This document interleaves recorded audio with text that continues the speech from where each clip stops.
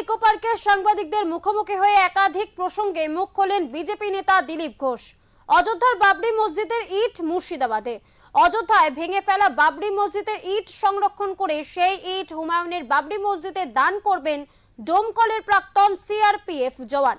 এই প্রসঙ্গে বিজেপি নেতা বলেন, মসজিদ করতে কোনো বাধা নেই, অবশ্যই করুন, কিন্তু বাবর বা কোনো আক্রমণকারীর নামে ভারতবর্ষে কোনো সৌধ হবে না। দেখুন, এসব ড্রামা পলিটিক্যালি হচ্ছে।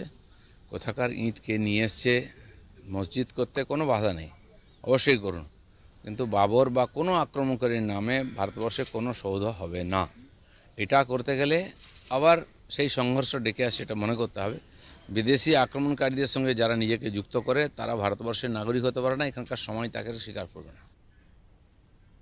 ইতিমধ্যে সোশ্যাল মিডিয়ায় ভাইরাল হুমায়ুন কবিরের মসজিদ তৈরির টাকা গোনার লাইভ। 11টি ট্রাঙ্ক ভর্তি টাকা। টাকা গোনার জন্য আনা হয় মেশিন। টাকা গুনতে নিয়োগ করা হয়েছে 30 জনকে। এই বিষয়ে দিলীপ ঘোষ বলেন, মানুষের আবেগকে কাজে লাগিয়ে যে টাকা আসছে তা ঠিকঠাক ক্ষেত্রে ব্যবহার হচ্ছে কিনা সেদিকে সরকারের নজর রাখা উচিত। দেখুন, আমাদের দেশে ধর্মের জন্য, মন্দির মসজিদের জন্য টাকা দান করাটা মানুষের একটা অভ্যাস আছে। কেউ কেউ ভক্তি ভরে করছে, কিন্তু টাকা কালেকশন করা স্টান্ট নয় তো।